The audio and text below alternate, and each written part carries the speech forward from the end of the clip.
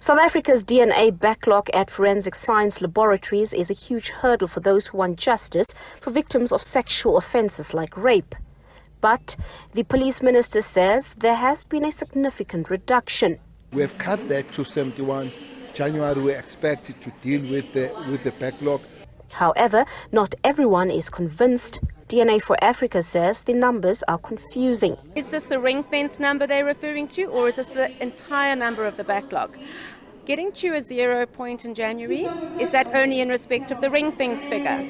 So the expectations from the public are, when you make those announcements, that there are simply no more DNA samples in backlog by January, and I don't think this is possible. So let's have clarity. We don't need to all fight about this. They are making progress, which is a wonderful to hear.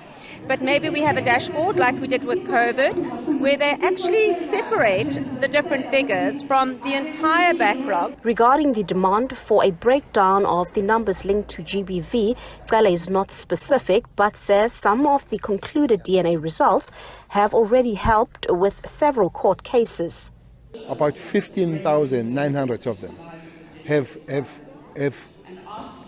helped us to link the perpetrators to those particular crimes. But we have other 9,000 that we are banking because we haven't found the perpetrator. There are 16,078 cases that have been fast-tracked, and we have together worked with the NPA. The backlog impacts the ability of the criminal justice system to ensure justice for victims. If we are able to identify early the rapist, it also means we prevent tomorrow's victims. So there's a domino effect in terms of not actually quickly processing DNA evidence which can identify perpetrators. Cele says administrative challenges linked to 16 contracts that were not renewed led to the huge DNA backlog. Other contributing factors include staff shortages and the non-maintenance of equipment.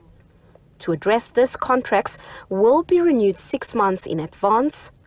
The staff has been increased and are working 16-hour shifts, and more students are being trained.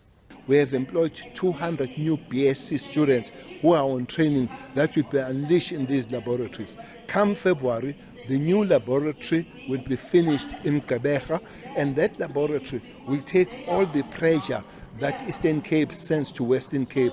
And we believe that with all that capacity kept, and we're not going to cut that capacity, we'll never again go back to this present situation.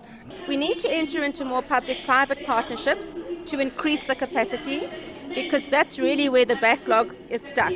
They can give funding, they can work 24-hour shifts, but 2 laboratories, given the nature of crime in this country and given the existing backlog, is simply not enough to get through and continue to operate without a backlog. Cele has given assurance that stronger consequence management is in place to ensure accountability.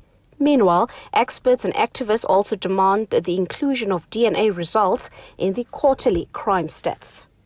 Patricia Fasage, SABC News in Pretoria.